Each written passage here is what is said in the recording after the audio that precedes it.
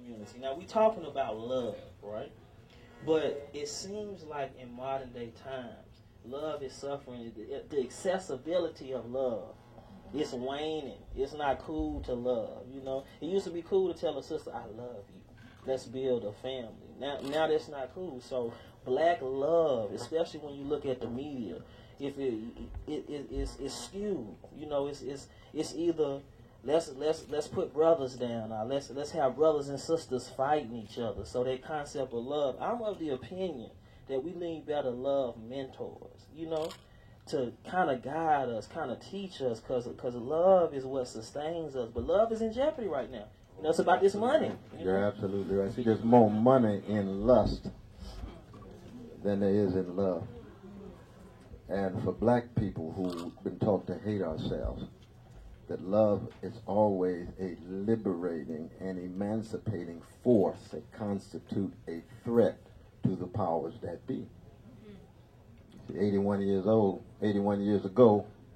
there was a little Negro born in Atlanta, right? His name was Martin Luther King Jr. Say that. That Negro loved Negroes. To the core. To the core. He loved us enough. And he didn't just stop with Negroes, but he started with Negroes. He had spillover love. Got to the vanilla suburbs. We talking about chocolate slice right now. But he loved us enough to die for us. And his love with Ella Baker, Stokely Carmichael, Diane Nash, a whole host of others became contagious. So we no longer were scared and intimidated in the face of American terrorism called Jim Crow. We decided to straighten our backs up because we loved each other enough to sacrifice for something bigger than us. See? So that love is not a plaything, and the powers that be know that.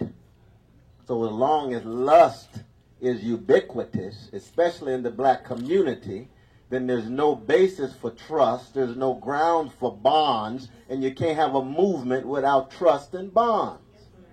That's true in the home, that's true in the community, it's true in our churches, our mosques, our synagogues, our trade unions, and it's true in the possibility of constituting a threat for the powers that be.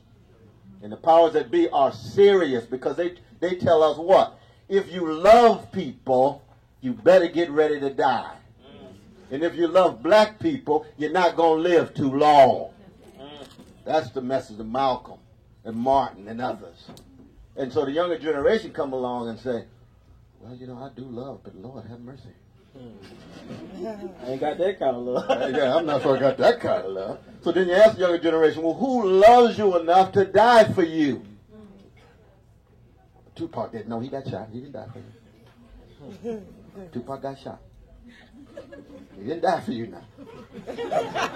No, don't get it twisted. Whether to laugh or cry. No, we love Tupac. Tupac's a lyrical genius, but he didn't. He wasn't part of a movement that died for black. He was dealing with the gangster thuggish elements in his own group. And keep in mind, there's gangster and thuggish elements in all of us. So we don't have no room for self-righteousness. Yeah, we're going to talk about Lil Ronnie. But there's a difference between the Malcolms and the Martins and the Fannie Lou Hamers and others who sacrifice in that way. The Huey Newtons and the Angela Davises, who were willing to die for black people.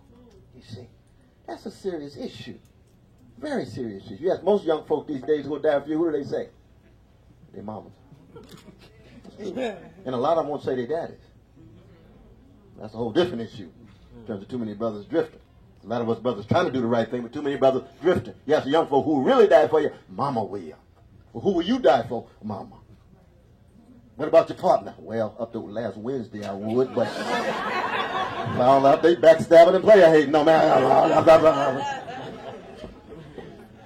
So this issue of the love deficit you're talking about and the lust that becomes hegemonic, becomes ubiquitous, you see. Sex. Orgasm. As if that's the only way to be human, is to be titillated in that way. See, that's spiritual malnutrition. Just dust your shoulder off. Just dust you off. I'm sitting next to him. I'm about to hallelujah cry. No, but I'm going to talk about that tomorrow at the official.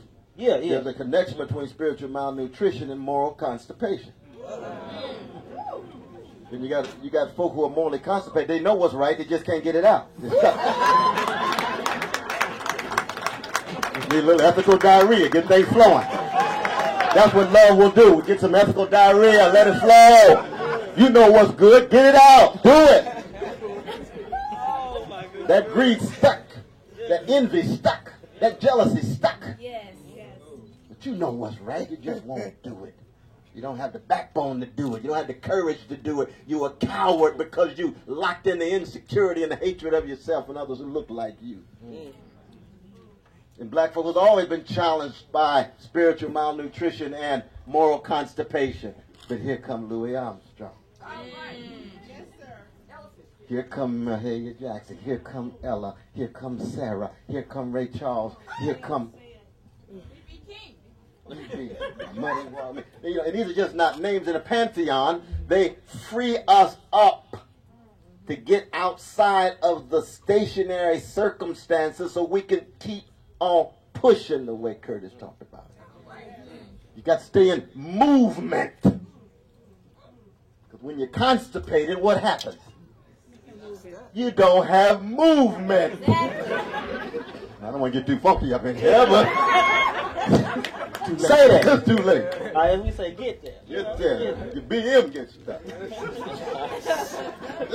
I don't even know how you're going to follow this clip, but I'm just going to pass it like I'm Jordan, you Pippen, and just run with it. You know the good thing about being Cornell's older brother, you learn how to stay in your lane. Okay. And you feel comfortable there. All right. You know, and I'll tell you, young people, and all of us really, we have to constantly know this, is that there is something here that you were put here for, that you were created for since the beginning of time, that no one else can do better than you, that you are being counted on to do.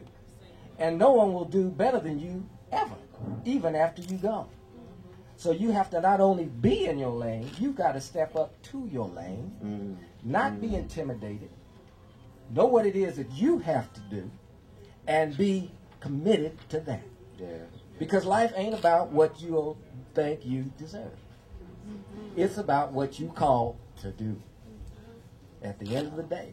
Corn talked about what you're willing to die for. For a quick second, I'm going to say what you're willing to live for. Because there's been somewhat of a disconnection between the generation today and our generation. And a lot of times what I do when I start talks, you know, depending what I do is I get the feel of the room and then I'll say what I say.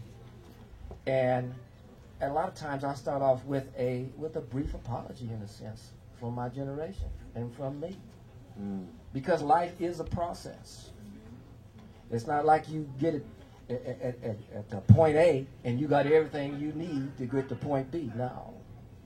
It's about a process you go through. You fail, you get up. But again, that common denominator is love.